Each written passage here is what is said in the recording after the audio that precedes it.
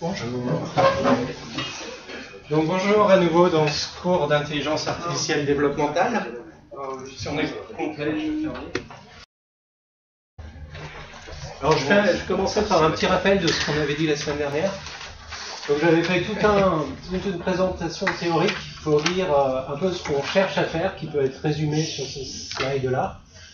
Donc on cherche à apprendre, faire des algorithmes d'apprentissage, c'est-à-dire, ça veut dire à la fois découvrir, organiser et exploiter des régularités d'interaction dans l'expérience d'interaction de l'agent avec son environnement. Donc on fait un agent, un système artificiel qui interagit avec son environnement. Il y a des régularités qui existent, c'est-à-dire toutes les interactions, quand il essaie de faire quelque chose, le résultat est complètement aléatoire, il y a des régularités qui peuvent être observées. Il faut que l'agent les découvre, donc au début il essaye au hasard et puis il va découvrir ces régularités. Il faut qu'il les organise dans sa mémoire, d'une certaine façon, pour pouvoir les réutiliser, donc les exploiter. Donc les exploiter, c'est-à-dire les exploiter à son compte. Donc on avait vu cette notion de motivation propre, finalement comment on fait, qu'est-ce que c'est exploiter des régularités pour le compte de l'agent. Donc a priori c'est dans le but de rester en vie, dans le but de développer des comportements plus efficaces, etc. Et donc on veut faire ça, comme je disais, sans encoder de connaissances ontologiques présupposées, c'est-à-dire sans coder dans l'agent des connaissances que nous on a de son environnement. On veut que l'agent découvre lui-même, apprenne lui-même à comprendre son environnement sans qu'on ait précodé de connaissances. Pourquoi on fait ça? Parce que si on veut faire par exemple des robots qui sont dans le monde réel, on n'arrivera jamais à coder toutes les connaissances du monde réel dans le robot, donc on veut faire un système qui les découvre par lui-même. Ça ne veut pas dire qu'on ne code pas des présupposés quand même dans l'agent. Quand on va faire un robot, on va choisir les moteurs qu'on va mettre, les capteurs qu'on va mettre, et ça implémente des présupposés qu'on a sur l'environnement. Par exemple, si on veut faire un robot qui marche sur le sol, ça va pas être pareil que si on veut faire un robot qui roule sur un terrain difficile ou qui va dans l'eau. Donc on a des présupposés sur l'environnement que va trouver le robot, qui sont qu'on implémente en choisissant le design du robot, mais ce sont des présupposés sur les possibilités d'interaction du robot avec son environnement. Ce ne sont pas des présupposés sur quelles entités, quels objets, quelles catégories d'entités il va découvrir dans son environnement. Il faut bien faire cette distinction. Donc on a une approche vraiment centrée sur les interactions. Et donc ce qu'on veut, c'est permettre une certaine autonomie constitutive, j'avais parlé de ça, c'est-à-dire ce qu'on veut, c'est que si on met le même algorithme au départ dans deux robots identiques, on veut qu'en fonction de leur expérience individuelle d'interagir avec le monde, ils développent des comportements différents. C'est-à-dire qu'au bout d'un moment, ils ne vont plus exécuter les mêmes comportements, ils ne vont plus finalement comprendre le monde de la même façon. Et pour arriver à faire ça, il y a une notion qui est clé, qui est la notion d'autoprogrammation. On avait parlé, c'est-à-dire autoprogrammation, c'est quand les données qui sont apprises par nos algorithmes d'apprentissage sont des données réexécutables. C'est ça la clé. C'est vraiment la différence de ce qu'on fait dans ce cours par rapport à pratiquement tous les algorithmes d'apprentissage que vous verrez peut-être par ailleurs avec des réseaux de neurones ou avec de l'apprentissage par renforcement. Où, là, l'apprentissage qui est fait, c'est des valeurs de pondération, si vous voulez. C'est des coefficients qui sont modifiés, qui fait que le système s'adapte, mais il n'apprend pas du code exécutable, donc il n'apprend pas réellement de nouveaux comportements complexes individuels. Donc c'est vraiment la spécificité de ce cours. Alors, donc aujourd'hui, je vais reprendre des exemples. Je vais reprendre l'exemple que je vous ai montré la dernière fois, et puis à partir de là, je vais vous montrer d'autres exemples de ce qu'on peut faire. Et puis, je vais commencer à parler de comment on arrive à traduire ces aspects théoriques dans les algorithmes. Donc comment on va théoriser, comment on a formalisé, mathématisé des algorithmes qui rendent compte de ces objectifs théoriques qu'on a. Donc c'est un problème, comme je dis, j'avais un peu introduit la semaine dernière, c'est un problème d'abstraction de séquences d'interaction. Donc il va trouver des régularités dans le temps dans les séquences d'interaction. Ça revient à être capable de les abstraire, j'expliquerai plus, et pour pouvoir les réutiliser.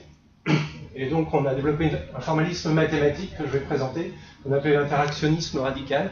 C'est, j'ai un peu introduit la semaine dernière, c'est quand on conçoit les algorithmes, les atomes, les objets fondamentaux que l'algorithme manipule, c'est des interactions. On a déjà un peu vu ça dans le cours la semaine dernière. Je vais vous développer un peu plus. Et puis donc, on continuera les travaux pratiques. Donc, c'est développer votre agent autoprogrammant, la suite de ce qu'on a fait la semaine dernière, mais il y a 15 jours. Alors, je reprends un peu ce qu'on avait vu pour vous remettre dans le bain. Donc, l'idée, c'est qu'on fait des agents qui vont choisir parmi des expériences possibles qu'ils peuvent faire sur le monde. Donc là, ils en ont 6. Ils n'ont aucune idée de ce qu'elles veulent dire. Et ils reçoivent un résultat de leur expérience une fois qu'ils l'ont exécuté. Donc ils vont dire je veux faire ça. Alors nous, on sait que c'est essayer d'avancer par rapport à l'exemple que je vous avais donné. Ça peut marcher ou ça peut échouer. Si ça marche, mettons, il reçoit 1. Si ça échoue, il reçoit 0. Il ne sait pas ce que ça veut dire. Donc les expériences peuvent changer l'état du monde. C'est un peu agaçant ce bruit. Bon. Et donc, nous, on raisonne sur des interactions. Donc, une interaction, c'est une expérience avec son retour. Donc, s'il essaie de faire ça, qu'il reçoit ça, c'est cette interaction-là. S'il essaie de faire ça, qu'il reçoit ça, c'est cette interaction-là. Et donc, il y a des régularités dans les interactions, c'est-à-dire qu'il observe que s'il fait ça, qu'il reçoit ça, donc il a fait cette interaction-là, et ben, derrière, il est probable qu'il puisse à nouveau faire cette interaction, c'est-à-dire s'il réessaye de faire ça, il est probable qu'il réobtienne à nouveau ça. Et donc indéfiniment, puisque après ça, il peut faire ça, il peut faire ça, il peut faire ça. Il y a des régularités de plus en plus complexes qui existent, donc telles que, après avoir fait toute cette séquence d'interactions, il est probable que s'il essaye, il puisse réussir à faire toute cette séquence d'interactions. Voilà, donc l'exemple, je vais le refaire pour vous remettre dans le bain. Donc, il pioche donc ces interactions, il ne sait pas ce que ça veut dire.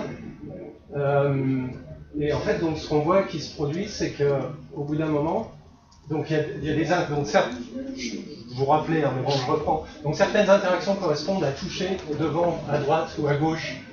Et quand il touche, ça flash en jaune, donc on voit qu'il touche. Ces interactions-là correspondent à tourner de 90 degrés à gauche ou à droite. Et ces interactions-là consistent à essayer d'avancer. Donc on voit qu'au bout d'un moment, il apprend qu'il faut toucher devant avant d'avancer, puis pas avancer s'il touche un mur. Et puis après, il voit que s'il touche un mur devant, il faut toucher d'un côté, donc plutôt à droite. S'il touche un mur, vous n'avez pas encore bien compris, s'il touche un mur à droite, s'il touche rien à droite, alors il faut qu'il tourne à droite. Voilà, donc là, il faut pas compris. Donc il touche un mur, il touche à droite. Ah bah, en fait, il a repéré que quand il tourne comme ça, il peut tourner à droite, alors que dans les autres cas, il tourne. Donc là, ce qui est vraiment crucial, là, c'est qu'on n'a pas implémenté cette stratégie. On n'a pas dit que certaines interactions pourraient être utilisées comme une perception. C'est lui qui découvre que certaines interactions pourront être utilisées comme une perception et s'en servir pour connaître son contexte et pour choisir ce qu'il peut faire derrière. Donc c'est ça qui est original. Vous avez des questions Ça y est, vous êtes à nouveau dans le bain. Okay. Alors, ça pose un problème de comment on va valider ces agents. C'est-à-dire que ça ressemble à un labyrinthe, mais c'est pas un labyrinthe, c'est-à-dire qu'il n'y a pas d'objectif final à atteindre. Donc on va pas pouvoir dire, on va valider nos algorithmes, on va comparer, mettons, entre deux algorithmes pour voir si un marche mieux que l'autre. On ne pourra pas dire, il marche mieux parce qu'il atteint plus vite ou plus efficacement un objectif final, parce qu'on n'a pas d'objectif final. On fait des agents, donc on n'a pas un but prédéfini à atteindre.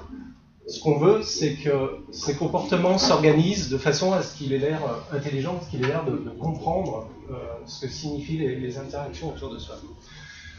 Donc ça nous conduit à développer un paradigme de validation qui est différent du paradigme de validation d'autres algorithmes d'apprentissage. Nous, on va simplement valider nos algorithmes en analysant le comportement de l'agent, c'est-à-dire de la même façon qu'on montrerait qu'un animal est intelligent. On ne peut pas montrer qu'il atteint mieux un objectif, parce qu'il peut avoir des objectifs variés, etc. Mais on analyse son comportement et on regarde de quoi il est capable. Alors pour faire ça, on affiche des traces d'interaction. Alors là, elles ont été... bon, donc je disais. Donc on va afficher des traces d'interaction qui représentent le comportement de l'agent. Alors là, donc c'est réparti en bandes. Ça va du pas 0 au pas 500. Les interactions sont marquées là, donc à chaque pas, c'est à la fois l'expérience qu'a fait l'agent et le retour qu'il a eu. Au-dessus, c'est la valeur qu'on a associée aux interactions, donc en rouge, c'est les interactions négatives, en vert, c'est les interactions positives. Donc on voit qu'au début, il fait beaucoup d'interactions fortement négatives, il se cogne sur les murs, celles-là sont négatives. Et après, donc là, encore beaucoup de négatifs, il ne sait pas trop quoi faire. Là, toujours, puis après, au bout d'un moment, alors ça prend un certain temps, mais il y a moins, au bout d'un moment, là, il y a moins de. Là, il y a toute cette zone qui est rouge, là, au bout d'un moment, il y a moins d'interactions rouges. Et ça ne veut pas dire qu'il n'y en a plus, parce qu'il est quand même obligé de faire des interactions négatives pour pouvoir faire des interactions positives. Et donc, on voit qu'il arrive mieux à faire des interactions positives. Donc, c'est un aspect. C'est pas le seul aspect qui nous intéresse. L'autre aspect qui nous intéresse, c'est sa capacité donc, à développer des comportements, à s'engager dans des séquences d'interaction volontairement, si vous voulez. Donc ça, c'est ce qui est montré par la troisième bande. C'est une espèce de petit bar graphe. Quand c'est le niveau 0, ça veut dire simplement que intentionnellement, il fait la prochaine action. Quand c'est le niveau 1, enfin, il y a d'autres zones sur le bar graphe, ça veut dire qu'intentionnellement, il fait les deux suivantes. Donc là, en fait, ça veut dire, par exemple, qu'il a tourné et il s'attend à ce qu'effectivement, intentionnellement, il puisse toucher devant lui et avancer. Mais il peut se tromper. Hein.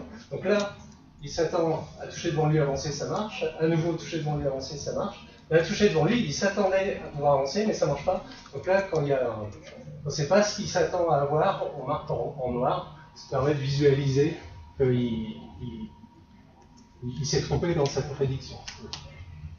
Et donc, on voit que plus il arrive à contrôler ses interactions avec son environnement, plus il arrive à faire des longues séquences intentionnellement. Donc, par exemple, là, il passe en niveau 3. Donc, il touche quelque chose devant lui et il sait où il en est. Donc, ça veut dire qu'il sait que volontairement, il peut tourner à droite, bien que ce soit négatif, toucher devant lui, bien que ce soit négatif, pour avancer derrière. Il fait ces trois-là intentionnellement. Là, il le refait à nouveau. Etc. En fait, plus ça va, plus il apprend des séquences qui sont longues, et donc plus il arrive à bien contrôler son interaction avec l'environnement.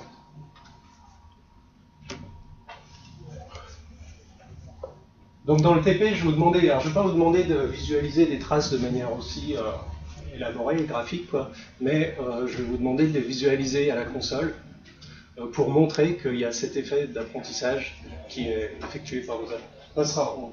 On n'arrivera pas à faire un genre aussi élaboré que celui-là dans le TP, mais enfin on pourra déjà montrer les premiers effets. Alors ces algorithmes, ils peuvent être implémentés dans des robots. Là, donc c'est exactement le même algorithme avec les mêmes possibilités d'interaction. Donc ce robot, c'est un e-puck, je ne sais pas si vous le connaissez, c'est pas grand comme ça. Quand ça s'allume, ça veut dire qu'il utilise un capteur. Donc ça, c'est devant lui, il utilise un capteur devant lui, ou il peut l'utiliser à gauche ou à droite, là à gauche. Et donc là, il détecte un mur devant lui. Mais bon, il ne sait pas ce que ça veut dire. Il détecte à gauche, il détecte à droite, il redétecte devant, bon, il tâtonne, quoi. Paf, là, il essaie d'avancer, il se cogne dans le mur. Donc il a fait avancer le poignet. Il l'a refait une deuxième fois, après il fait tourner. Donc c'est exactement le même algorithme. Alors on n'a pas un comportement aussi élaboré que dans la petite boucle, mais par contre, ce qu'on montre, c'est qu'assez vite, il se rend compte qu'il apprend à utiliser sentir devant lui, si vous voulez, l'équivalent de toucher. Et puis ne pas avancer s'il détecte un mur, exactement pareil que dans l'expérimentation d'avant. Donc là, voilà, il a appris, on voit qu'il allume son capteur devant avant d'avancer. Bon là, il tâtonne encore. Voilà, il allume devant, hop, il avance, il allume devant, hop, il avance. Droite, allume devant, détecte rien, avance. Hop, détecte quelque chose, tourne, allume, détecte quelque chose, tourne encore, allume, détecte rien.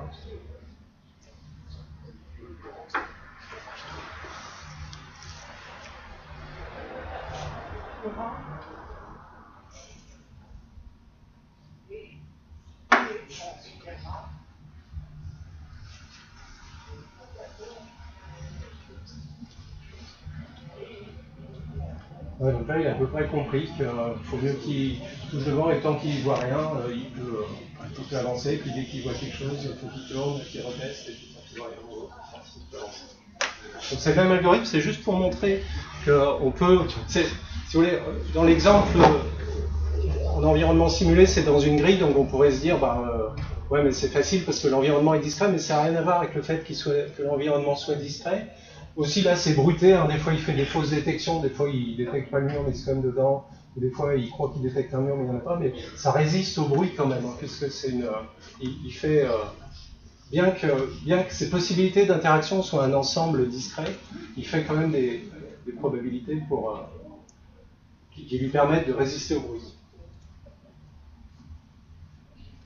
Bon, ça oblige à raisonner un peu différemment quand on fait des robots, hein. C'est-à-dire que, bon, en même temps, on se dit que ça ne sert pas forcément à grand-chose de faire un robot qui fait ça. Ce serait facile de le coder en dur, de tester devant avant de lancer, mais ça oblige à raisonner complètement différemment. C'est-à-dire que, par exemple, ça marche parce qu'on a réglé le capteur pour qu'il détecte environ à la même distance qu'un pas quand il avance d'un pas, quoi. Parce que sinon, ce ne serait pas significatif. S'il détectait les murs de beaucoup plus loin, il pourrait détecter un mur, mais il pourrait quand même avancer, donc du coup son capteur ne lui servira à rien. Donc dans ce cas-là, il apprendrait à même pas l'utiliser, parce que le capteur ne serait pas significatif. Donc ça demande de changer un peu d'état d'esprit dans la façon dont on conçoit le robot pour programmer des robots qui sont dans cette logique-là. C'est-à-dire qu'il faut vraiment raisonner sur les possibilités d'interaction et définir au départ les possibilités d'interaction du robot, qui vont faire qu'il va pouvoir exploiter les informations pour développer des comportements. Vous avez des questions peut-être par rapport à ça?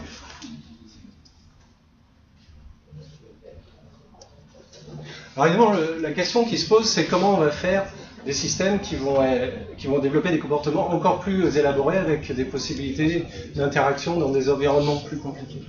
Alors je vous avais montré cet exemple-là, je vous avais dit que là, il y a différents objets dans l'environnement, il y a des murs colorés, il y a des trèfles, là, comme on a dit la semaine dernière, mais on n'a pas défini des interactions qui permettent de faire la différence. C'est-à-dire que quand il interagit avec un mur coloré, pour lui c'est exactement pareil, c'est la même interaction, on voit c'est un carré vert qui s'affiche, donc pour lui c'est exactement comme si c'était un mur coloré. Et de même, quand il arrive sur un trèfle comme ça, il ne peut pas se cogner dedans, il passe à travers, il ne peut pas le sentir quand il touche, c'est comme si c'était un espace vide, donc en fait il ne les voit pas, évidemment. Donc c'est pour dire que cette approche, ça permet en fait de faire des agents qui peuvent aller dans un monde infiniment complexe, si vous voulez. Parce qu'en fait, ils ignorent complètement la complexité du monde. Ils ne voient la complexité du monde que par rapport à ce qui est sensible pour eux dans leurs interactions. Donc le problème n'est pas tant être capable de faire des agents qui vont être dans un monde complexe. En fait, ils peuvent très bien, là, déjà être dans un monde complexe. Le problème, c'est faire des agents qui vont développer des comportements plus intelligents et qui vont pouvoir gérer plus de possibilités d'interaction différentes de façon à avoir des comportements plus élaborés dans un monde plus compliqué.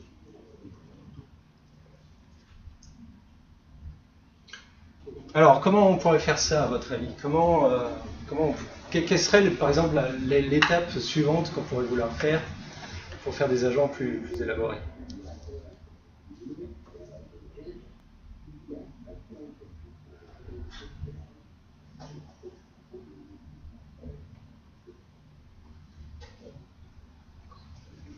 Allez, on se détend, il est tard. On se laisse un peu aller.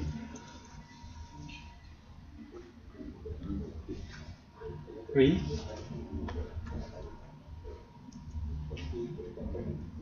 Qu'est-ce que vous auriez envie de faire à partir de là? On voit bien quand même que là c'est assez limité, quoi.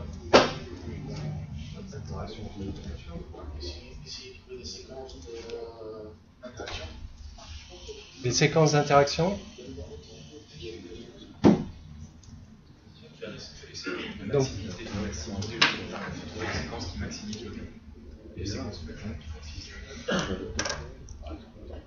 Donc en fait, ouais. Alors, donc en fait, ce serait donc pour le mettre dans un problème où il y aurait des séquences plus longues à découvrir et faire en sorte qu'il les découvre, quoi. D'accord. Ouais. Ok. Ouais. Faire des petites itérations qui permettent d'avoir un lien très actif. Alors là, en fait, dans l'exemple que je vous montre là, en fait, l'agent, il peut, si on le laisse très longtemps, il peut découvrir des séquences très longues. C'est juste qu'on ne sait pas se compliquer la tête à essayer d'imaginer un problème qui offrirait des séquences, des régularités séquentielles plus longues, quoi. On ne sait pas bien en fait comment imaginer un problème qui offrerait des séquences plus longues. Mais en tout cas, on pense que l'algorithme tel qu'il est développé là, étant donné qu'en fait, il cherche des séquences de plus en plus longues, ben en fait, s'il y en avait à découvrir, si on le plaçait dans un problème où il y avait des séquences plus longues à découvrir, ben il finirait par les découvrir. Donc, en fait, c'est plus concevoir un nouveau problème qui offrirait des séquences plus longues que réellement changer l'algorithme pour faire des choses plus élaborées.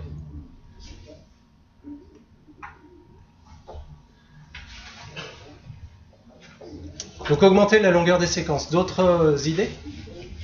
On voit que les robots, normalement, ils partent dans une routine, dans une séquence. Ouais. Forcer à changer, par exemple, dans l'exemple d'après, on voit que le deuxième robot, il fait un tour là, en ouais. gauche, il fait un tour.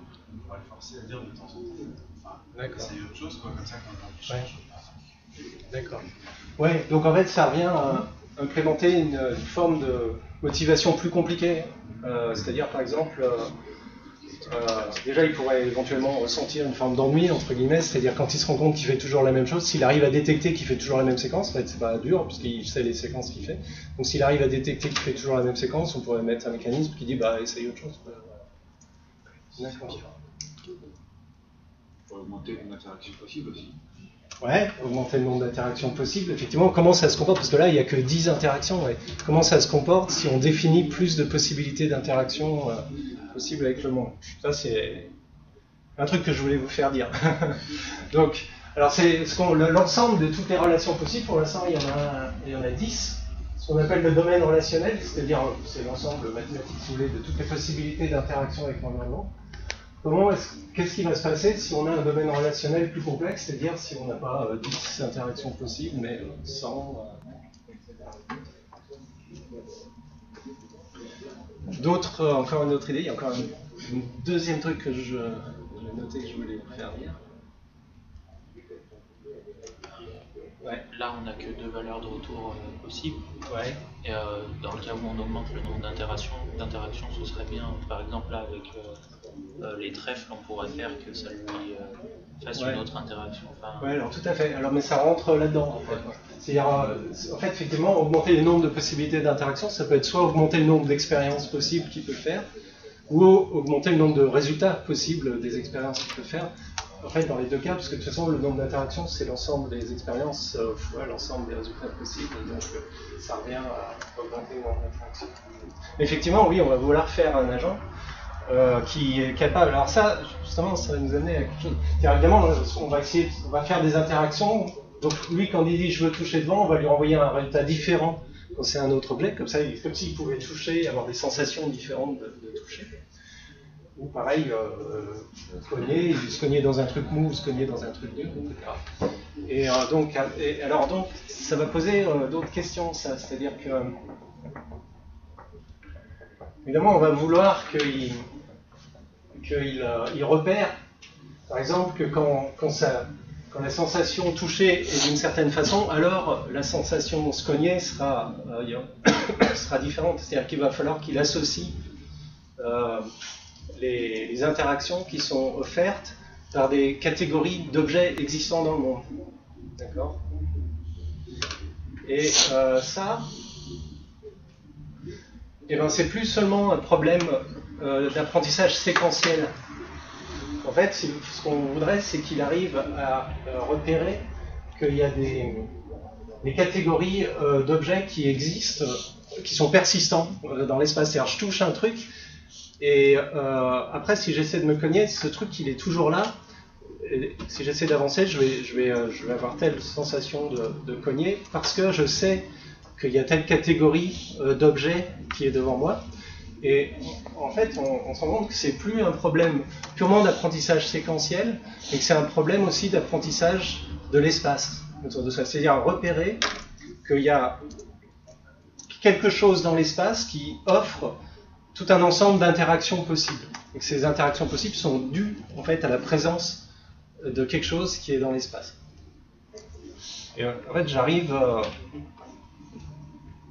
à ce point-là qui est être capable de gérer pas seulement un environnement qui a des régularités dans le temps, mais aussi un environnement qui a des régularités dans l'espace.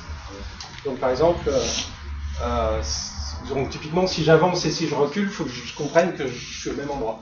Et si je touche un truc et que je tourne autour, il faut que je comprenne, ou si j'avais un truc devant moi et que je tourne, il faut que je comprenne après qu'il est sur le côté.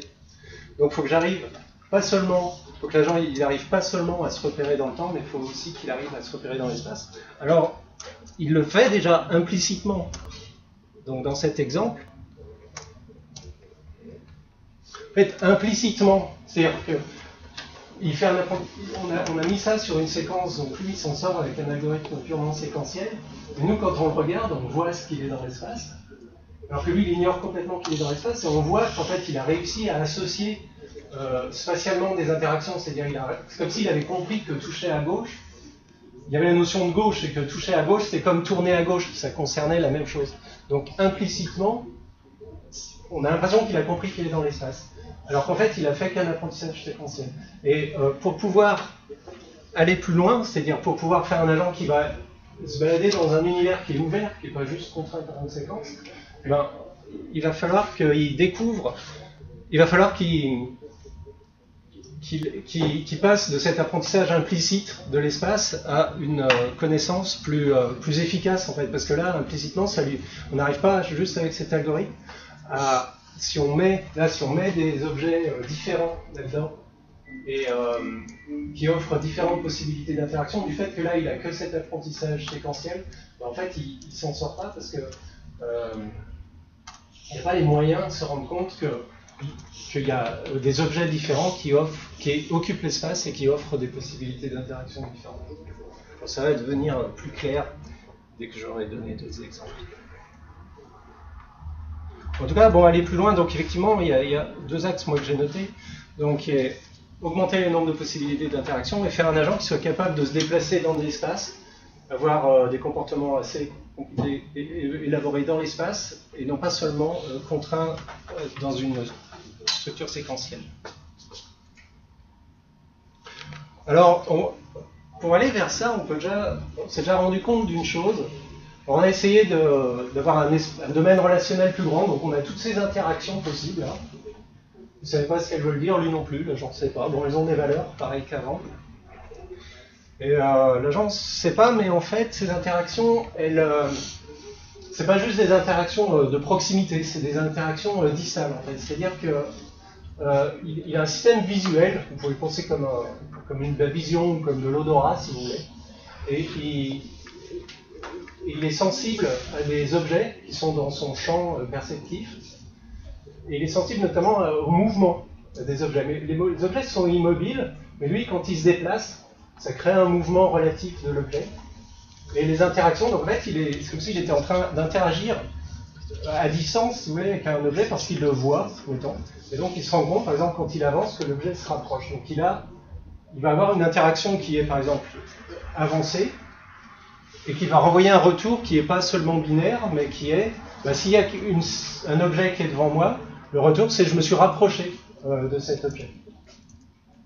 Et en plus, on l'a rendu sensible à la zone approximative où c'est-à-dire qu'il est sensible au fait que cet objet il se rapproche devant lui, ou à sa droite ou à sa gauche. C'est-à-dire que lui, il va faire une interaction. Alors en fait, il a trois expériences possibles, là. Il n'a plus le toucher, il a juste, j'essaye d'avancer, j'essaye de tourner à droite, j'essaye de tourner à gauche. Et suivant l'interaction que ça réalise avec un objet, ça réalise des interactions différentes. Donc, ça donne ça. Donc les carrés, c'est j'essaye d'avancer. S'il n'y a rien qui change dans mon champ visuel, c'est un carré blanc. S'il y a quelque chose qui apparaît, donc j'essaye d'avancer et qu'il y a quelque chose qui apparaît dans mon champ visuel, ça va donner cette interaction-là. S'il y a quelque chose qui se rapproche de mon champ visuel, ça va donner cette interaction-là. C'est quelque chose qui disparaît de mon champ visuel, ça va donner celle-là. En plus, il va pouvoir manger la cible. Donc si j'avance et paf, je peux manger la cible, j'arrive dessus, ça va être cette interaction-là. Si j'avance et je le cogne dans un mur, ça va être cette interaction-là. Et puis quand il tourne, c'est un peu pareil, il va dire je veux tourner à gauche. S'il n'y a rien qui change dans mon champ, ça va être cette interaction-là. S'il y a quelque chose qui apparaît, ça va être celle-là. S'il y a quelque chose qui est plus proche, alors en fait là, plus proche, ouais, c'est quand ça passe de C à B en fait. Et il y aura une interaction différente. Quand quelque chose disparaît de son champ visuel, il tourne et puis c'est plus dans son champ visuel, il aura une interaction différente. Pareil quand il tourne vers la droite.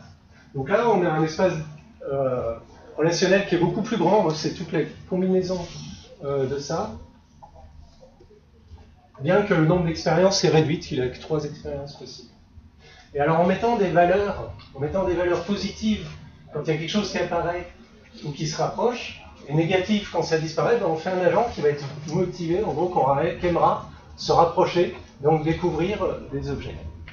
Alors ce qui est important de voir là, dans cet exemple, c'est que en faisant ça, on n'a pas codé la stratégie, c'est que lui, il doit découvrir par lui-même quelles sont les expériences qu'il doit faire pour se rapprocher d'un objet. Et ce qu'on observe, je vais vous montrer la démo. Donc là, en fait, l'agent, il est assujetti à une grille. Il peut se déplacer que sur une grille. Et il peut développer deux comportements différents compte tenu du système visuel qu'il a. En fait, dans un exemple, il va apprendre à avancer vers la cible comme ça en escalier. J'avance, je tourne, j'avance, je tourne, j'avance, je tourne. Puis après, je détecte qu'elle est en face de moi. Donc je vais droit sur la cible. Ou alors, il va avancer tout droit. Et puis en fait, comme là, il ne peut pas savoir, il ne sait pas où elle est la cible. Donc en fait, il va avancer jusqu'à ce qu'il ait dépassé, qu'elle soit sortie de son champ visuel. Il ne peut pas anticiper qu'elle va sortir parce qu'il ne sait pas où elle est. Et donc il va falloir qu'il revienne un coup en arrière pour se réaligner à la cible. Et là, il arrive à détecter qu'il est aligné et qu'il vienne dessus. Donc c'est 2 stratégies possibles qu'il va développer à partir de la motivation qu'il a donnée de se rapprocher d'une cible. Donc la démo, ça donne ça. Donc ça, c'est la première en escalier. Donc au début, il fait n'importe quoi, c'est comme dans l'exemple d'avant, il tâtonne, quoi, il essaye ses trucs. Et après, au bout d'un moment, voilà, là, il a compris qu'il peut avancer en escalier pour aller vers la cible.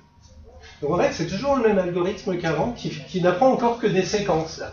Simplement parce que les interactions ne sont pas à proximité, mais sont à distance. Du coup, il arrive déjà à développer des comportements dans l'espace.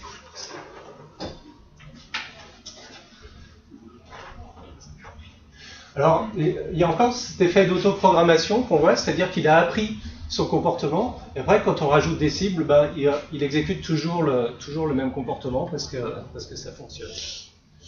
Et alors, le même algorithme, le même agent, dans une autre expérience, en fait, juste parce qu'il n'est pas dans les mêmes conditions initiales, en fait, il démarre une case plus loin, une case plus bas, si je vais celle d'avant, il est une case au-dessus que celle-là, et il est une case plus bas. Donc en fait, il va passer par une expérience individuelle qui est différente. Au début, quand il tâtonne, il va faire des trucs un peu différents.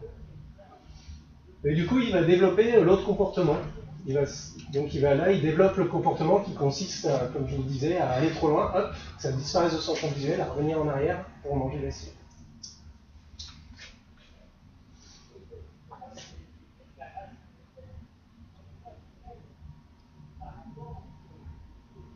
Donc ça, on voit bien cet effet de autoprogrammation dont je parlais, c'est-à-dire qu'en fonction de son expérience individuelle, il se programme différemment, et une fois qu'il s'est programmé, il continue à exploiter ce même comportement qu'il a. Donc ça, à nouveau, ce qui nous intéresse, c'est justement, ça montre bien qu'on n'a pas codé la stratégie. Ce serait évidemment extrêmement facile de coder une stratégie dans l'agent pour dire, soit tu vas en escalier, soit tu fais comme ça. Mais c'est justement ce qu'on ne veut pas faire. On veut qu'il découvre lui-même sa stratégie. Et c'est justement par cet effet d'autoprogrammation qu'après, quand on l'observe, on a l'impression qu'il comprend qu'il y a une espèce de stratégie à avoir. Donc là, on est assez content. Ça modélise des comportements, comme je vous disais la dernière fois, on sait par exemple qu'un bébé qui vient de naître, il va naturellement aller vers sa nourriture. Un mammifère qui vient de naître, il va naturellement aller vers le lait de sa mère. Alors on suppose qu'il fait ça parce qu'il monte un gradient d'odeur, si vous voulez, ça sent de plus en plus, donc c'est pour ça qu'il se dirige vers ça. Mais c'est pas codé directement, c'est-à-dire c'est pas comme si quand je sens telle odeur, je fais tel geste. En fait, il sait pas au début quels sont les gestes qu'il doit faire. Donc il faut qu'il apprenne, au début il tâtonne, il fait des gestes au hasard, il se rend compte que certaines séquences de gestes vont lui permettre d'augmenter l'odeur. Donc c'est comme nous, là, les interactions qu'on a fait, certaines séquences vont lui permettre de se rapprocher de la cible, et donc après il va répéter ces séquences. Donc c'est des mécanismes vraiment premiers, en fait. On pense que ces mécanismes, en donnant des préférences innées comme ça, mais pas spécialement parce qu'il y a une récompense au bout, c'est-à-dire qu'il n'a pas besoin d'avoir une fois atteint la cible pour après y retourner. Il y va même avant qu'il ait atteint la cible pour la première fois. C'est comme le bébé qui vient naître, il va vers le lait de sa mère avant même d'avoir jamais mangé du lait, quoi. Donc si vous voulez, c'est une forme de renforcement dans les comportements, mais qui n'est pas faite à partir d'un but qu'on aurait codé en dur. Lui, il ignore même qu'il existe du lait ou qu'il existe des cibles, mais il a juste ces comportements qui font qu'il a tendance à aller vers ça. Alors pareil, ça, on peut le coder dans des robots, c'est toujours le même algorithme qu'on a codé. Donc ça, c'est un...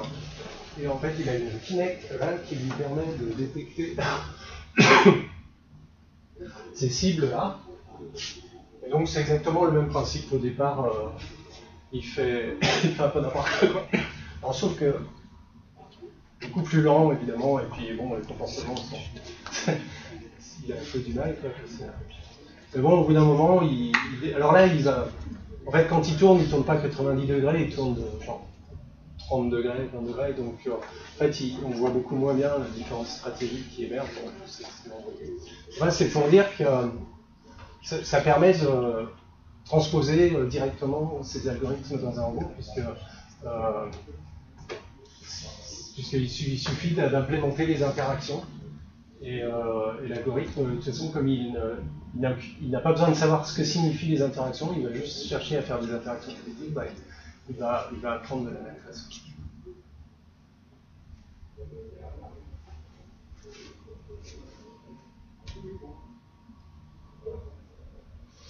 Voilà.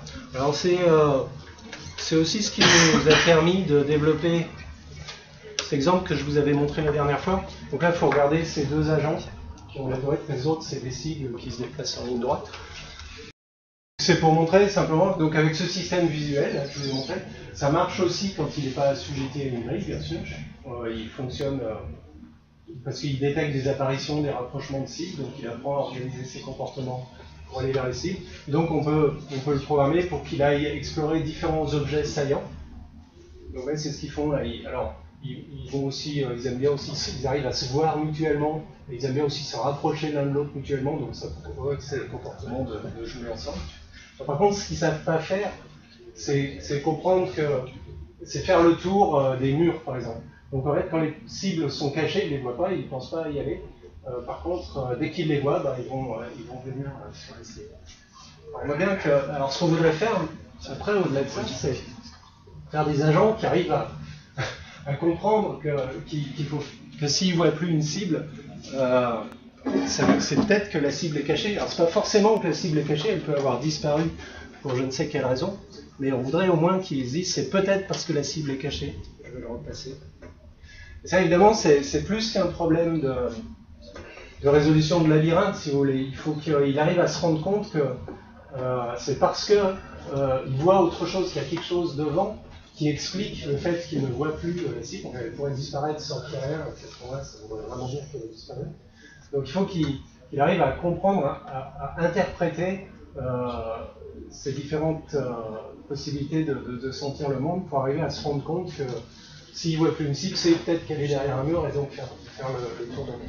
Donc c'est pas simplement aller faire une carte. Ce qui nous intéresse, c'est pas vraiment simplement faire une carte de l'environnement et résoudre un problème de labyrinthe, mais c'est comprendre à interpréter son système visuel et son système perceptif pour arriver à comprendre ce genre de choses.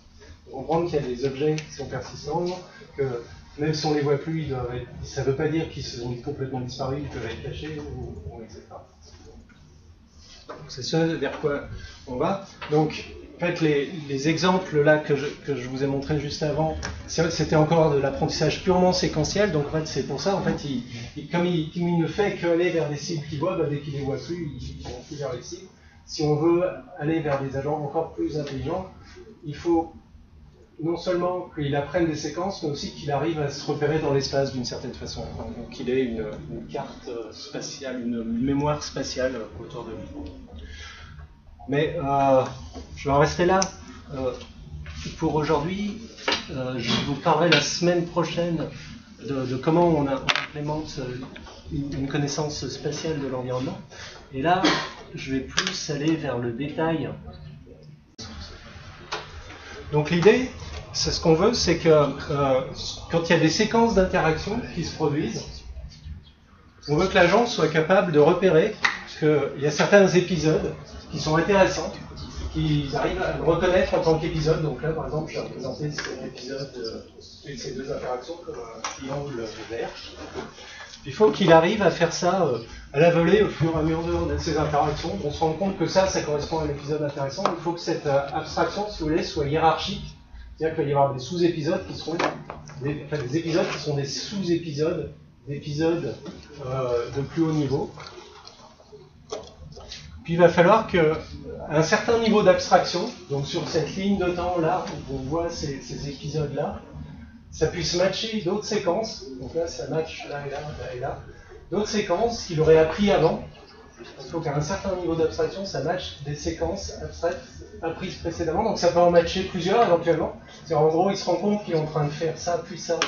Donc en fait, ça peut être soit qu'il est en train de faire tout ça, soit tout celle-là. Et donc, quand ça match des interactions, des séquences apprises, ça va pouvoir proposer une suite, c'est-à-dire qu'il va pouvoir savoir que si j'ai fait ça, alors il est probable que je puisse faire ça. Et celle-là, il dit si j'ai fait ça, alors il est probable que je puisse faire ça. Donc en fait, ça propose deux suites possibles. Et après, donc, il va falloir en sélectionner une, il va falloir avoir des critères pour dire c'est plutôt celle-là qui m'intéresse que celle-là, donc on sélectionne une. Et puis après, il va falloir la réexécuter. Donc c'est une séquence, c'est elle-même une séquence, c'est un sous-épisode de celle-là. Donc cette séquence, il va falloir l'exécuter, parce que lui, l'agent, de toute façon, ce qu'il peut exécuter, c'est seulement les interactions primitives qu'on a programmées nous avec ses moteurs, avec ses capteurs. Donc il décide qu'il veut faire une séquence complexe, mais en fait, il exécute la séquence de bas niveau qui est programmée en Dieu.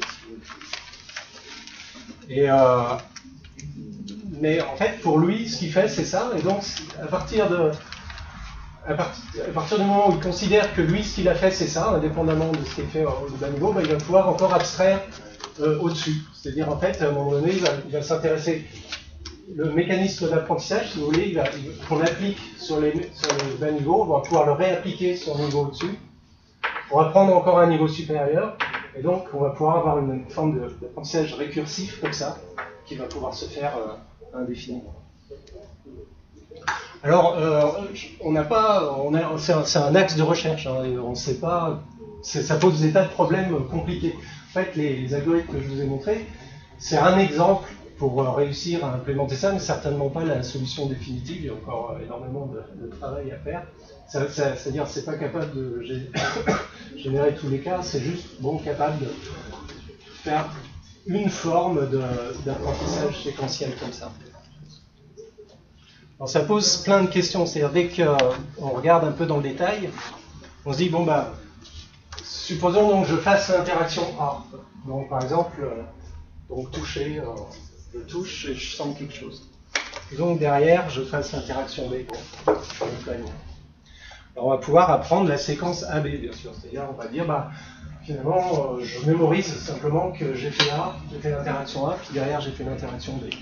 Et l'intérêt, c'est que comme ça, si je fais à nouveau l'interaction A, je saurai que si je veux, en fait, ça pourra réactiver dans ma mémoire cette séquence AB.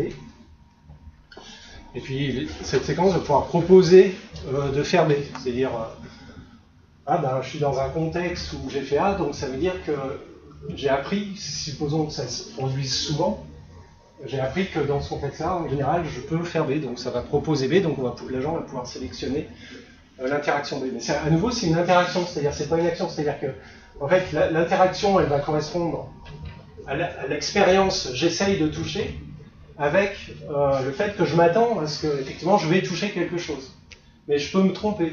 C'est-à-dire qu'il peut y avoir des cas où j'ai fait l'interaction A, ça évoque AB, B, bon alors B, mettons, c'est pas touché, c'est se cogner. Mais donc je vais dire, bon bah si j'avance doucement, je vais me cogner, mais ça peut être faux. Donc je peux entrer en contradiction. C'est-à-dire que moi j'anticipe que si je fais cette expérimentation-là, j'aurai ce résultat-là. Mais ça ne veut pas dire que ça soit vrai. Alors après, si on est là, je reprends là, donc j'ai fait A, j'ai fait B, mettons que je fasse C. Alors on peut dire pareil, ben, je vais enregistrer la séquence BC, comme ça, si je fais un nouveau B, je saurai que je peux faire C, et puis si ça se produit souvent, ben, je serai assez confiant que quand je fais B, je fais C. Évidemment, c'est pas la seule chose qu'on peut faire. On pourrait se dire aussi, mais en fait, ce qui est significatif pour faire C, c'est pas tant j'ai fait B, mais c'est que j'ai fait AB devant. En fait, c'est peut-être ça, peut-être que des fois, quand je fais B, ça ne veut pas du tout dire que je réussirai à faire C derrière, mais par contre, c'est quand je fais AB que ça veut dire que je vais réussir C. Donc en fait, il faut enregistrer aussi la séquence AB, C, comme ça. Puis c'est pas la seule truc possible encore. On pourrait se dire aussi, ben, peut-être que quand je fais A, je peux savoir que chaque fois que je fais A, ça se confirmera peut-être dans l'avenir, chaque fois que je fais A, ben, je peux faire BC derrière. Donc à tout hasard, je peux enregistrer la séquence ABC. Et puis après, bon, je fais D. Alors je fais D, j'ai même pas essayé de dessiner le diagramme, parce qu'on voit bien qu'il y a une explosion combinatoire, hein, c'est-à-dire que si je me mets à tout enregistrer, toutes les séquences qui sont possibles, je peux pas m'en sortir, en fait ça va augmenter en exponentielle du nombre de pas. Donc ça c'est un premier problème qu'on a. C'est possible d'imaginer aussi qu'on puisse se dire qu'il fait A, il fait n'importe quoi, il peut faire C derrière. Eh ben oui, oui. Oui, c'est en plus, c'est vrai. On pourrait aussi se dire, ben, finalement, je voudrais pouvoir enregistrer, mettons, une fois que j'ai fait D, je voudrais peut-être pouvoir enregistrer A, C, D, au cas où B ne soit pas significatif. Ouais. Oui, tout à fait, c'est une bonne remarque. Donc on voit que en fait, c'est infiniment compliqué. Hein. Donc en fait, on est obligé d'avoir des heuristiques, des choix qui font qu'on va arriver quand même à générer des comportements intelligents. Alors en fait, comment on s'y prend? Disons qu'au départ, on enregistre. Alors il nous faut des critères qui nous disent ben, on ne va pas enregistrer tout, on va enregistrer ce qu'on pense a priori va être utile pour la suite. Donc par exemple, un critère, ça pourrait être ben, si les interactions ont des valeurs, il va y avoir des interactions fortement positives ou fortement négatives, on sait que celles-là elles vont nous intéresser, donc on va plus enregistrer des séquences qui ont rapport à des interactions à forte valeur. Donc ça, c'est typiquement implémenté comme du coup les comportements qu'on obtient derrière de l'agent, c'est comme si il y avait un comportement un peu émotionnel où il serait sensible aux choses qui ont une forte valence émotionnelle. Si vous voulez. Et les choses qui n'ont pas de valence, eh ben, il ne les retiendrait pas. Ça permet, en fait, tous les choix qu'on va mettre là pour sélectionner ce qui est intéressant et ce qui n'est pas intéressant, ça va se retrouver. Quand on va regarder le comportement de l'agent, on va avoir l'impression que c'est un agent qui a des intérêts particuliers pour tel type d'interaction. Donc en implémentant des présupposés là, on code en fait une forme de motivation propre de l'agent. Alors ensuite, mettons que j'ai fait B, ça va pouvoir. J'ai un autre problème, c'est que B, donc on a dit B, il a enregistré BC, donc ça va. Une fois que j'ai fait B, ça va enregistrer BC, mais j'ai aussi fait AB, donc ça va pouvoir enregistrer, ça va réactiver la séquence ABC. Mais peut-être j'avais aussi la séquence AB CD, donc j'étais dans AB, ça va réactiver CD, et peut-être juste B, j'avais enregistré CD, donc ça va réactiver BCD. Et donc là, à nouveau, on va avoir, ça va réactiver, dans un contexte donné, ça va réactiver plein de séquences possibles, et on est face à un autre problème qui est faire le choix de toutes les séquences possibles.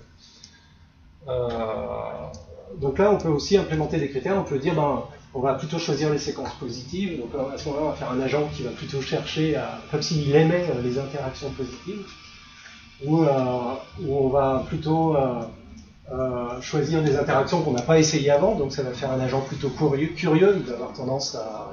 comme s'il s'ennuyait vite, et donc il ne va pas refaire les mêmes comportements, donc il va choisir de comportements différents. Donc en fait, à nouveau, en fonction du mécanisme de sélection des comportements qu'on va implémenter, ça va aussi donner une coloration motivationnelle à notre agent. Et puis donc, comme je disais, ce qui est bien, c'est que dans un contexte donné, ça peut réactiver une séquence entière, c'est-à-dire qu'il va pouvoir se dire, bah, tiens, j'ai fait B, je peux faire CD d'office. Donc je choisis la séquence CD, c'est-à-dire que je ne suis plus sur ma ligne de temps de base, je suis sur une deuxième ligne de temps, en fait, je choisis de faire CD. Et alors ça, c'est exécuté, bien sûr, parce que au niveau des possibilités d'interaction avec le monde, il ne connaît pas la CD en tant que tel, il connaît juste je fais C, puis ensuite je fais D. Mais au niveau de l'algorithme, il peut se dire, ben, finalement, j'ai fait CD. Et donc, en fait, ce même mécanisme d'apprentissage qu'on avait au niveau premier, eh ben, on peut l'avoir après au niveau second. Et donc, en fait, c'est comme ça qu'on va arriver à faire face à la complexité, en fait. C'est-à-dire qu'on va enregistrer au début des séquences courtes, on va juste se limiter aux séquences courtes et non pas mémoriser toutes les séquences longues. Et on va tester les séquences courtes, et puis si elles ont tendance à bien marcher, et ben après on s'intéressera, on les considérera comme une entité propre, et après on apprendra au niveau au-dessus des séquences de séquences courtes. Et c'est grâce à ça qu'on arrive à faire face à l'explosion combinatoire qu'il y a. Et c'est justement cet effet d'auto-programmation. C'est comme s'il apprenait en fait une interaction plus abstraite, plus générale, et qu'après il continuait son apprentissage en se basant là-dessus. On n'est jamais sûr que ce soit bien une interaction au optimum. Il peut avoir appris ça, puis ça marche bien, alors il le répète, et puis il prend cette habitude, et après, du coup, il apprend d'autres comportements sur cette base-là. Mais un autre agent qui n'aura pas trouvé cette séquence-là, qui aura finalement pris l'habitude d'une autre séquence, mais après, il développera d'autres apprentissages au-dessus de ça. Donc c'est ce qui fait qu'on a cet effet aussi d'individualisation de chaque agent. Alors les exercices donc, que je vais vous donner, c'est en gros ça, hein, c'est comment on s'oriente vers ça. Mais en y allant extrêmement progressivement comme on avait fait la semaine dernière. Alors tout ça, ça nous a conduit, alors je vous le donne à titre indicatif, hein, ça nous a conduit à un formalisme mathématique qui est en contraste par rapport à un formalisme très classique. C'est-à-dire la plupart du temps, quand vous voulez faire un agent qui interagit avec le monde, vous considérez qu'il reçoit des observations, c'est des données qui vont être une fonction du monde, donc ça va vous indiquer l'état du monde. À partir de cette observation, il va choisir une action. Donc nous, on a développé un autre formalisme mathématique qui est de dire, bah, il n'y a pas des observations et des actions du monde, il y a uniquement des interactions. Le cycle, il ne commence pas là, c'est-à-dire il ne commence pas par recevoir une observation du monde, il commence par agir. Donc il choisit une interaction, il dit je veux faire cette interaction. Alors éventuellement ça change le monde ou pas. Et puis donc ça renvoie l'interaction qui a effectivement été faite. C'est-à-dire à ce moment-là, on bascule conceptuellement, c'est-à-dire on ne va plus du tout raisonner sur les expériences et les résultats d'expérience, on va raisonner sur les interactions. On va dire, je veux faire l'interaction, donc par exemple, je veux faire l'interaction toucher. Et bien sûr, ça dépend de l'état du monde, c'est-à-dire, je veux toucher, mais s'il n'y a rien en face, je ne vais pas réussir à toucher. Donc, en fait, je veux toucher. Si j'y arrive, l'interaction que je veux faire, c'est bien l'interaction que je récupère. Donc, je récupère l'interaction que j'attendais. Et si j'échoue, donc je voulais toucher, mais en fait, j'ai bougé dans le vide. En fait, je reçois une autre interaction. Qui est l'interaction touchée dans le vide. Donc avec ce formalisme, ça permet de concevoir des algorithmes qui deviennent complètement différents des autres, parce qu'on n'a pas la notion d'observation et d'action, on a juste la notion d'interaction. Et donc je vais passer tout de suite au slide d'après. L'avantage, c'est que du coup, on va pouvoir implémenter cette récursivité, c'est-à-dire que on a un ensemble d'interactions primitives, c'est ce qu'on a programmé en dur, les possibilités d'interaction avec le monde, et lui va prendre des séquences, une séquence, donc on va avoir un ensemble des séquences apprises, qui est l'ensemble lisé, la composite interaction, qui sont donc des séquences d'interaction primitives, et lui à un moment donné il va dire, ce que je veux faire, c'est toute cette séquence, donc c'est comme s'il était sur la boucle en pointillé là, alors qu'en fait quand il dit ça, il fait la boucle en dur, c'est-à-dire il réalise cycle après cycle chaque interaction primitive. Et en fait, pour son mécanisme de décision, c'est comme s'il avait fait la séquence de plus haut niveau et qu'il avait récupéré l'interaction effectivement énactée de plus haut niveau. Donc effectivement réalisée de plus haut niveau. Et donc du coup, l'algorithme fonctionne de manière complètement récursive, c'est-à-dire que l'agent, il peut raisonner sur les interactions de plus haut niveau en ignorant, en déléguant, si vous voulez, à une autre partie de l'algorithme le fait de contrôler les interactions de plus bas niveau. Et donc finalement, au bout d'un moment, il voit le monde d'une façon qui lui est personnelle, c'est-à-dire c'est comme s'il interagissait avec les interactions de plus haut niveau, avec un monde virtuel, hypothétique, qu'on appelait l'environnement connu ou tenté. C'est-à-dire que lui, il a pris des interactions plus compliquées avec un monde qu'il a appris à représenter en termes de possibilités d'interaction. Donc c'est ce que permet ce formalisme. C'est-à-dire que le fait de raisonner sur les interactions va permettre d'avoir cette récursivité de l'algorithme, ce qu'on ne pourrait pas avoir si on ne raisonnait pas sur les interactions.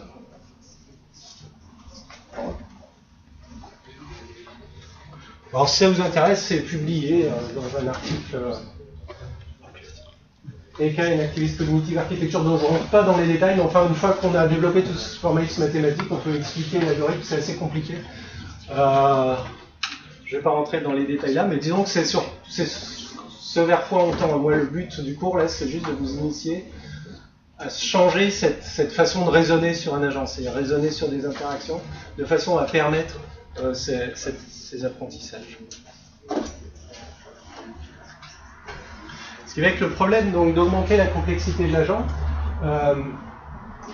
ça a été théorisé aussi par, c'est pas que nous qui proposons ça, ça a été théorisé, c'est-à-dire qu'en fait, l'idée c'est qu'on va toujours raisonner sur les interactions, donc maintenir une espèce de balance entre les possibilités d'action et les possibilités de perception, si vous voulez, de l'agent. Donc là, par exemple, dans cet article, c'est bien illustré, on a un robot qui est équilibré, c'est-à-dire qu'il ne peut pas faire beaucoup d'actions, mais il ne peut pas percevoir grand-chose, il a juste des capteurs infrarouges.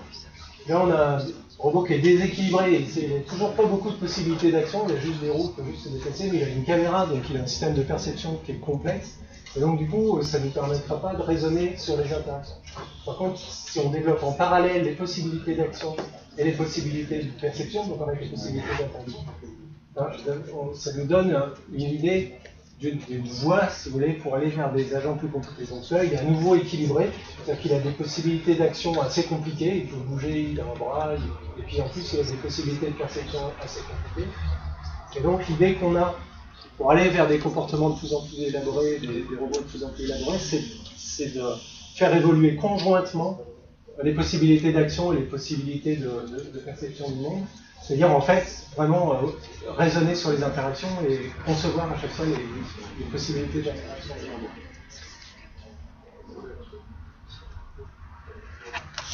Donc, cette approche permet de concevoir, il y a cette article que j'aime bien, là, qui permet de comprendre comment finalement même un organisme extrêmement rudimentaire, c'est-à-dire si vous pensez à un insecte ou un petit poisson ou reptile qui a un cerveau très petit finalement, 1 millimètre cube, une abeille c'est un cerveau d'1 millimètre cube, bon, c'est quand même gros, c'est quand même 1 million de neurones. Même un lézard qui a un cerveau d'1 millimètre cube, ça n'a pas des capacités computationnelles très élevées. C'est-à-dire ça ne peut pas faire face à un problème complexe avec une combinatoire énorme, parce que ça n'a pas de grande capacité computationnelle.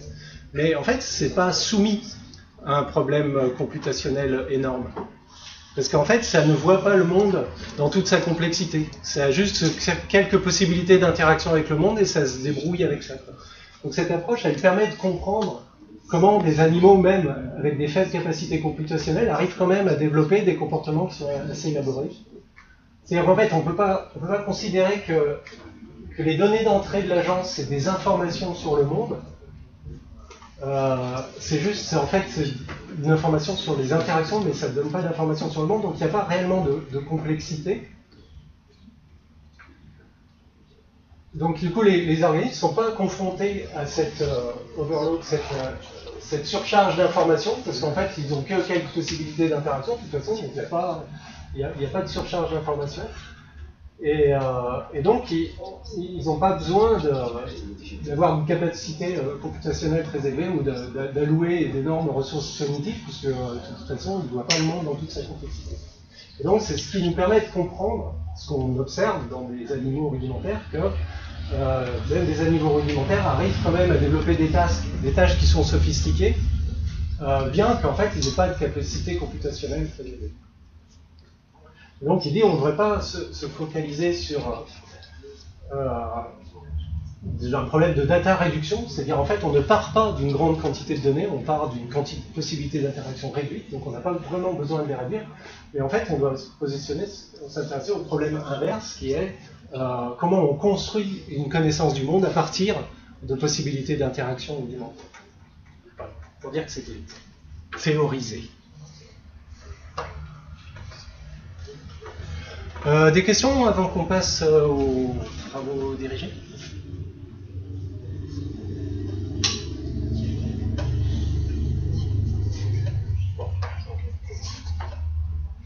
Donc on va faire une petite pause comme la dernière fois et puis on va se retrouver en salle TP6 et TP7.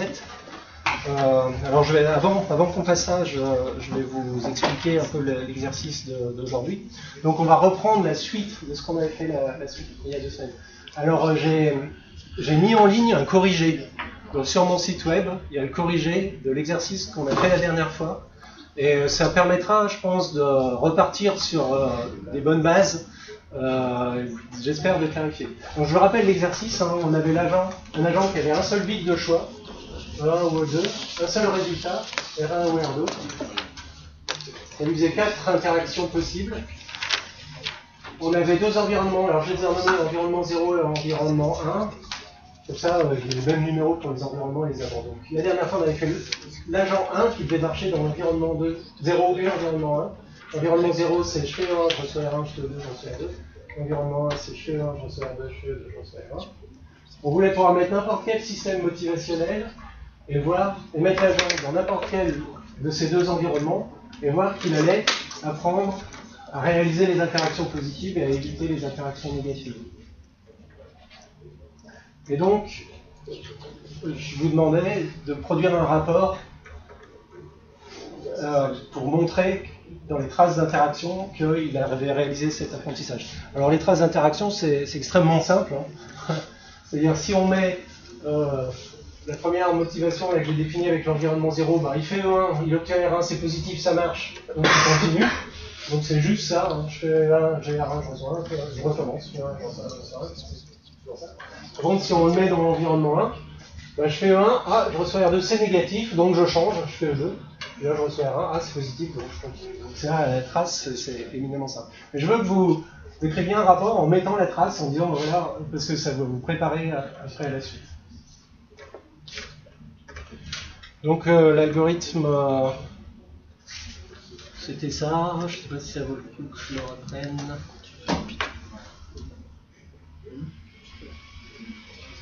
Alors maintenant on va faire l'environnement 2 et l'agent 2. Alors l'environnement 2 il va retourner le résultat R2 uniquement si l'agent alterne les expériences. Et on va faire un agent qui est motivé pour avoir le résultat R2. Donc s'il fait expérience 1, il reçoit 2. On a I1,2 qui est positif et I2,2 qui est positif et les autres sont négatifs. Donc en fait, on va faire un agent qui va vouloir le résultat R2 et il va devoir apprendre que pour obtenir le résultat R2, il faut qu'il alterne. C'est-à-dire qu'au début, il va faire E1, il va obtenir R1, R2, donc il sera content. Il va dire je vais refaire E1, mais là, pas de chance, il va obtenir R1. S'il continue à faire E1, il obtiendra toujours R1. Il faut qu'il change. Il fait R2, il obtient R2. Et là, pareil, s'il continue à faire E2, il obtient à nouveau R1. E2, R1. Donc il faut qu'il fasse E1, R2, et qu'il change, qu'il fasse E2 pour avoir R2. Après, il faut qu'il rechange, qu'il fasse E1 pour avoir R2. Ensuite, il faut qu'il rechange, qu'il fasse E2 pour avoir R2. Ce qu'il veut, c'est R2 parce que les interactions avec R2 sont positives. D'accord ? Donc là, ce que ça veut dire, en plus, l'agent qu'on veut, on ne veut pas lui dire que l'environnement est comme ça, donc on veut qu'il marche dans l'environnement 0 qu'on a fait la dernière fois, dans l'environnement 1 qu'on a fait la dernière fois, et dans cet environnement 2. Parce que l'agent qu'on a fait la dernière fois, il ne marchera pas dans cet environnement-là. Mais on veut faire un agent qui marche dans les 3 environnements. Alors en fait, pour ça, c'est pas compliqué. Alors ça, c'est le codage de l'environnement 2. Donc en fait, c'est juste, si l'expérience AT-1 était égale à l'expérience AT, il renvoie R1. Si elles sont différentes, il renvoie R2. D'accord ? Et pour faire cet agent, alors on va être obligé. En fait, il va falloir qu'il fasse son choix à l'instant T en fonction de l'interaction qui a été faite à l'instant T-1. Donc on commence à mettre un contexte. C'est-à-dire il va falloir qu'il base son prochain choix sur le contexte, mais c'est juste un contexte sur le pas précédent. On va s'orienter vers cet apprentissage hiérarchique d'interaction. Donc la dernière fois, on avait déjà défini la classe interaction. Ces attributs, c'était qu'elles avaient une expérience, un résultat, une valence, c'est-à-dire que là c'est positif et négatif, puis un libellé. Bon.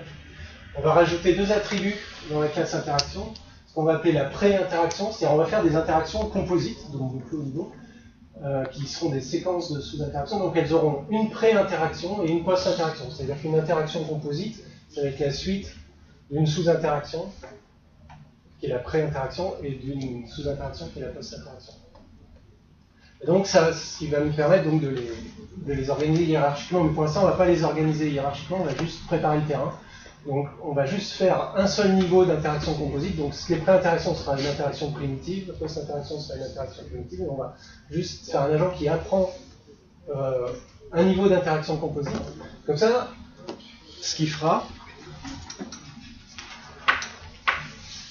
c'est que donc, si à l'instant T, il a fait l'interaction I1-2, donc il a fait E1, il a obtenu un R2, ça va réactiver l'interaction composite qu'il aura appris, I1-2, I2-2, mettons,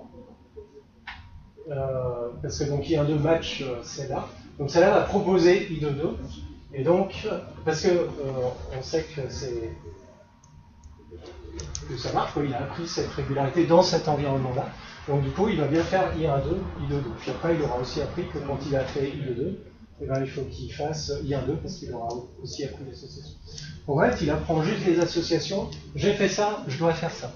Et du coup, ça va marcher dans les 3 environnements qu'on a vus avant, puisque dans les 3 cas, le choix qu'il y a à faire, il est entièrement déterminé par le cas précédent. Donc l'agent, ça va ressembler à ça.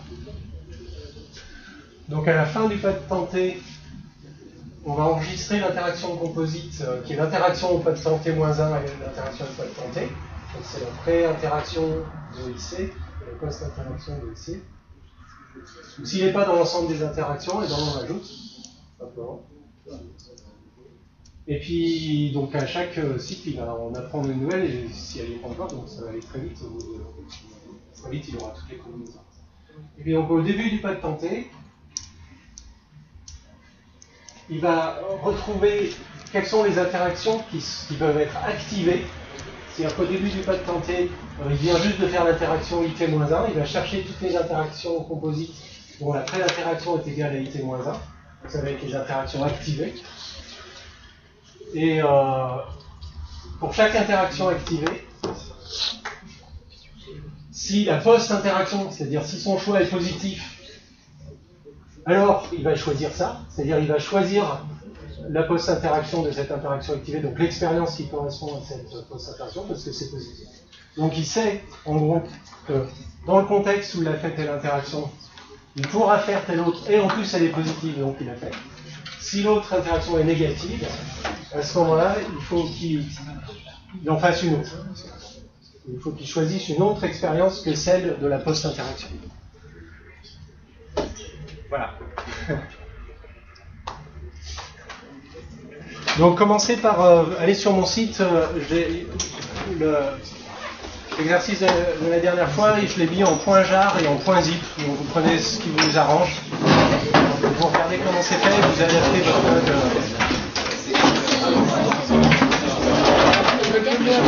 code.